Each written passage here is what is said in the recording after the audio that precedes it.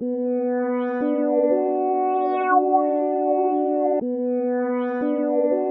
my name is Ching, and I'm here to go over the Riviera paddles, their line of paddles, and how they work.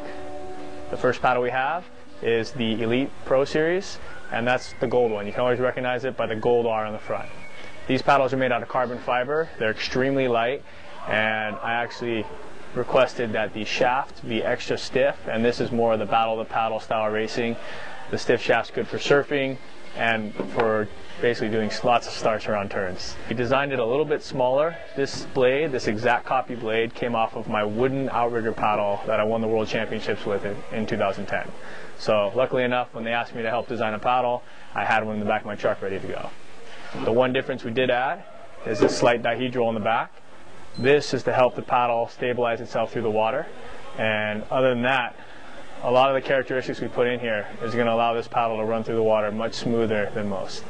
So the shape of this blade is actually very user-friendly. It's very forgiving on the paddler. If you don't set your blade correctly, most paddles tend to kind of wobble on you, hit the side of your board, and slide out. This one will go through the water like butter every time.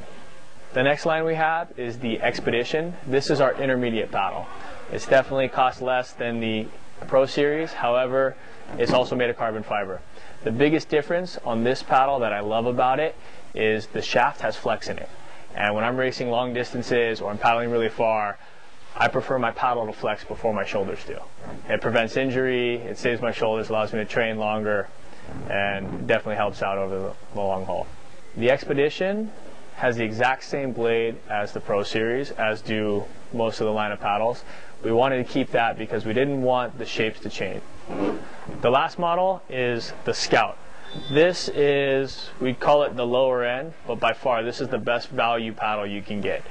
It's made out of fiberglass, so we're able to save a little bit of money for the consumer on that side, but the shape is the same. The flex is very similar to the Expedition. The only difference is the weight is a little bit more.